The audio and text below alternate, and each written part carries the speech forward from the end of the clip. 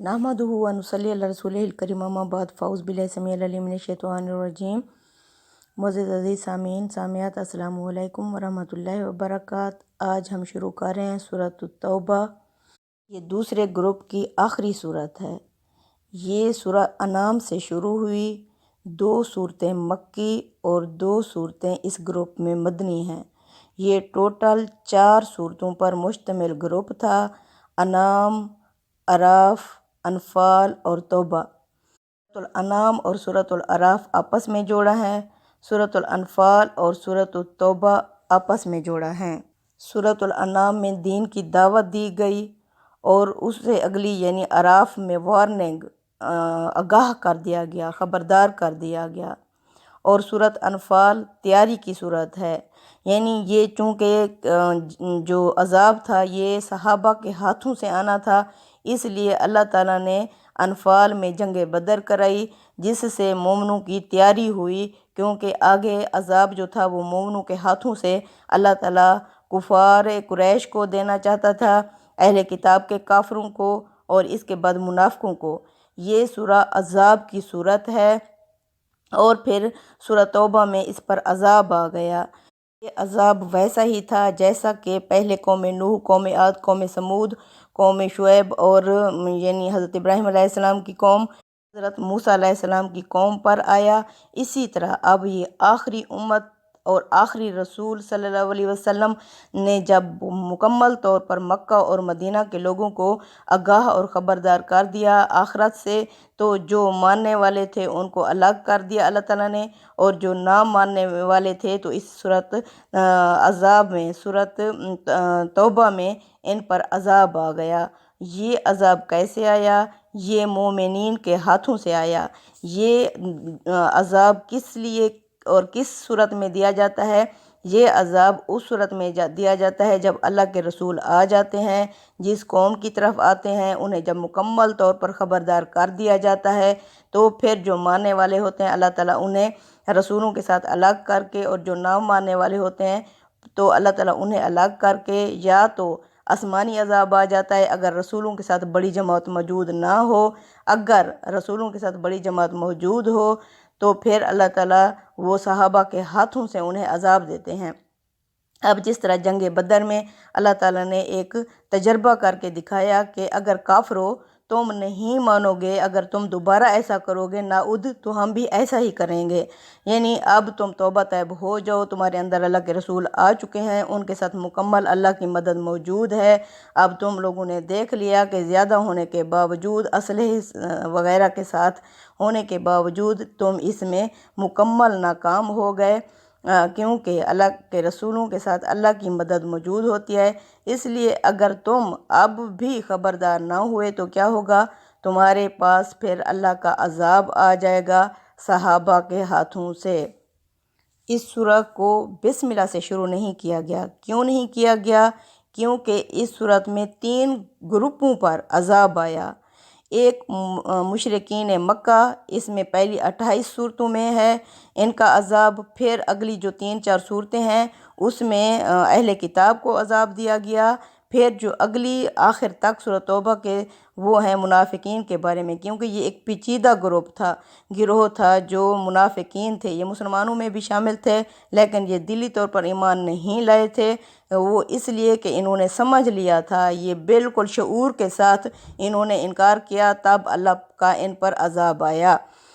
फरमाते हैं ये मौत जो है ये ज़िंदगी का ख़ात्मा नहीं है, बल्कि ये इस तरह है जिस तरह रोज़ सूरज ग़ुरूब होता है फिर अगले दिन तलू होता है, ये ज़िंदगी भी ऐसे ही ग़ुरूब हो जाती है। यानी किसी शायर ने क्या खूब कहा है, मौत को समझे हैं गाफिल इख्तिताम ज़िंदगी, है ये शाम ज़िंदगी सुबह दवाम ज़िंदगी।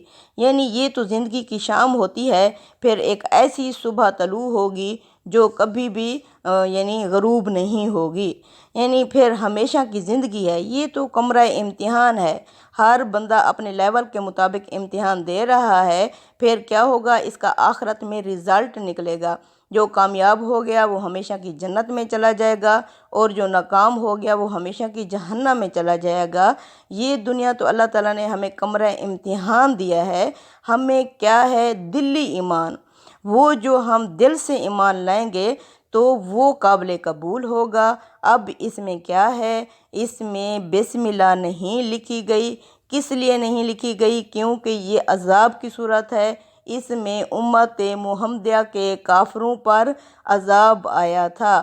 یہ عذاب اس وقت دیا جاتا ہے، یہ اتمام حجت کی صورت میں دیا جاتا ہے جب رسول اپنا پورا اتمام حجت کر لیتے ہیں، اچھی طرح اپنے مخاطبوں کو آگاہ کر دیتے ہیں، انہیں پھر جو وقت کے رسولوں کو سمجھنے کے بعد بھی یعنی ایمان نہیں لاتے، پھر اللہ تعالیٰ انہیں دنیا میں ختم کر دیتے ہیں، کیونکہ اللہ تعالیٰ نے جو امتحان لینا ہوتا ہے وہ اللہ تعالیٰ لے لیتا ہے۔ جن کے اندر کچھ اچھائی ہوتی ہے وہ تو نکل آتے ہیں، لیکن جو بالکل برے اور بد اخلاق لوگ ہوتے ہیں تو پھر انہیں جینے کا اللہ حق نہیں دیتا۔ اسی دنیا میں بھی ان پر عذاب آ جاتا ہے اور آخرت میں تو وہ بڑے عذاب میں ڈالے جائیں گے۔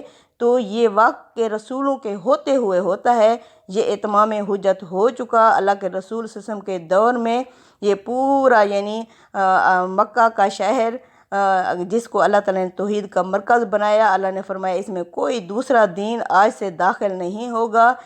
سورۃ التوبہ، براءۃ من اللہ و رسولہ، اعلان برات ہے اللہ اور اس کے رسول کی طرف سے، الی الذین، ان لوگوں کی طرف، عاہدتم من المشرکین، جن سے تم نے عہد کیے تھے مشرکین میں سے، یعنی کہ اعلان کر دو محمد صلی اللہ علیہ وسلم اللہ اور اس کے رسول کی طرف سے، جو کہ اس وقت موجود تھے لوگ جن پر اتمام حجت ہو چکی کہ اب ان کو کوئی سیکورٹی حاصل نہیں ہے۔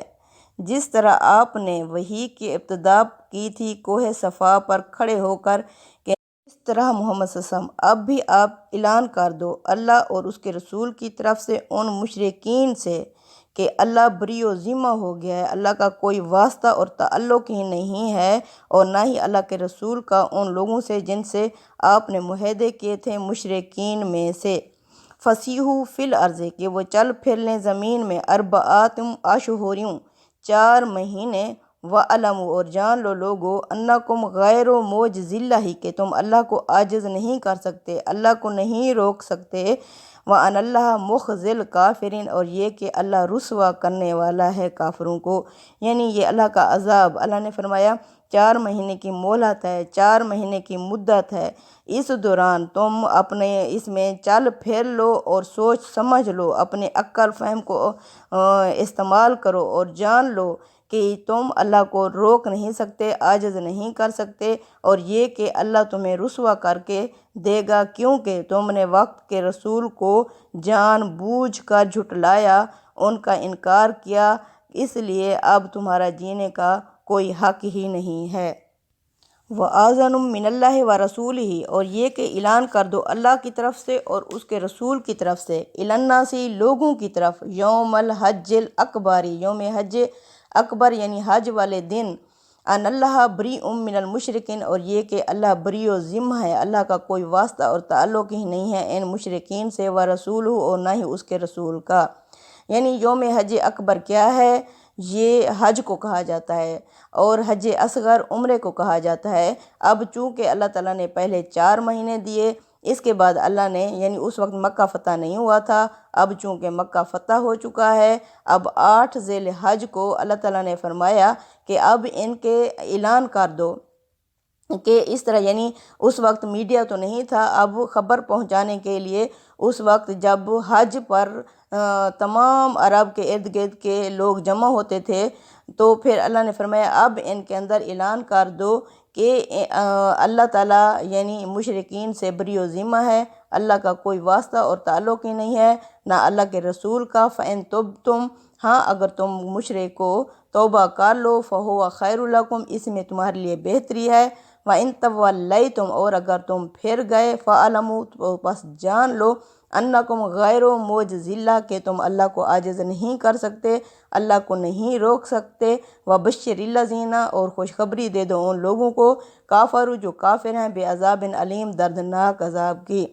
اب اللہ نے فرمایا کہ اس میں خوشخبری دے دو، یعنی خوشخبری کس صورت میں کیونکہ اللہ کے رسول صلی اللہ علیہ وسلم تو تمہارے لیے باعث رحمت بن کر آئے تھے، باعث مبارک بن کر آئے تھے، لیکن تم نے چونکہ ان کی تعلیمات سے اور ان پر ایمان لانے سے منہ پھیرا، اس لیے اب اللہ تنزیہ کہہ رہے ہیں کہ تمہارے لیے جو خوشخبری کے طور پر آئے تھے ان کو تو تم نے نہیں مانا، اب پھر جہنم کی خوشخبری سن لو کہ یہ کہ تمہارے لیے آگے دردناک عذاب ہوگا۔ اِلَّا الَّذِينَ عَاهَدتُّمْ، سوائے ان لوگوں کے جن سے آپ صلی اللہ علیہ وسلم نے وعدے کیے، من المشرکین، مشرکین میں سے، ثم لم ينقصوکم شیء، لیکن پھر انہوں نے کچھ نہیں توڑا اپنے ان وعدوں کو، ولم یظاہروا علیکم، اور نہ ہی انہوں نے مدد کی تمہارے لیے یعنی تمہارے مقابلے میں کسی کی، عہدن کسی کی، فَأَتِمُّوا إِلَیہم، پس پورا کرو ان کا، عہدہم وعدہ، الی مدتہم ان کی مدت تک، ان اللہ یحب المتقین، بے شک اللہ پسند کرتا ہے متقین کو۔ اب اللہ فرما رہے ہیں یعنی اتنے نازک موڑ پر بھی اللہ فرماتے ہیں کہ جن سے تمہارے وعدے ہیں پڑے ابھی، اور جنہوں نے ابھی وعدے کی خلاف ورزی نہیں کی، جنہوں نے وعدوں کو نہیں توڑا، معاہدوں کو، تو یہ خاص طور پر صلح حدیبیہ کا جو معاہدہ تھا اس کو ابھی یہ موجود تھا، لیکن جلد ہی کفار قریش نے اس کو، مکہ کے کافروں نے اسے توڑ دیا تھا اس معاہدے کو، تو پھر اللہ تعالیٰ نے اس وقت پھر ہاتھ اٹھا لیا ان سے۔ اللہ فرماتے ہیں سوائے ان لوگوں کے جن سے تم نے مشرکین سے معاہدے کیے ہوئے ہیں، اگر انہوں نے اس کو نہیں توڑا اور نہ ہی انہوں نے تمہارے مقابلے میں یعنی ان کی مدد کی تمہارے نکالنے میں اور تمہاری اوپر ظلم و ستم کرنے میں کسی کی، پس ان کے عہد پورے کرو ان کی مدت تک، بے شک اللہ پسند کرتا ہے متقین کو، یعنی معاہدے کی پاسداری کر کے جو حدود کی پابندی کرتے ہیں اللہ ان کو پسند کرتا ہے۔ فَإِذَا انسلخ الْأَشْهُرُ الْحُرُمُ، پس جب یہ گزر جائیں حرمت والے مہینے، فَاقْتُلُوا الْمُشْرِكِينَ، پھر قتل کر دو مشرکین کو، حیث وجدتموہم، جہاں بھی تم انہیں پاؤ، یعنی وہ 4 مہینوں کے بعد، اب یہ حج کا مہینہ تھا، حج کے بعد محرم جب گزر جائے یہ 50 دن اور بنتے ہیں، 50 دن پہلے وہ 4 ماہ اور تھے، اب یہ جو حرمت والے مہینے ہیں جن میں اعلان عام کیا گیا تھا اس کے پھر 50 دن بنتے ہیں۔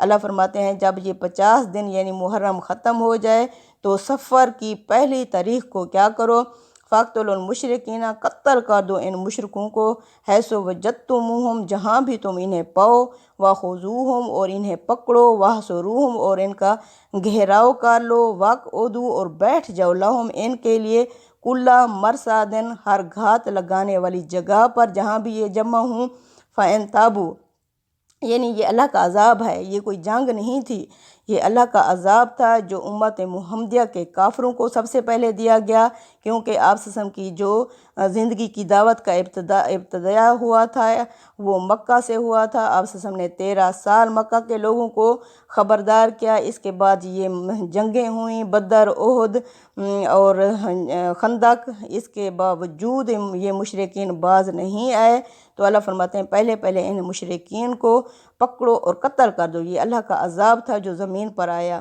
یہ کوئی جنگ نہیں تھی۔ اللہ فرماتے ہیں انہیں یہ مہلت دینے کے بعد اب کیا کرو، یہ جہاں بھی جمع ہوں، جہاں سے بھی نکلیں، ان کو مارنے کے لیے ہر جگہ پر، ہر گھات لگانے والی جگہ پر ان کا انتظار کرو۔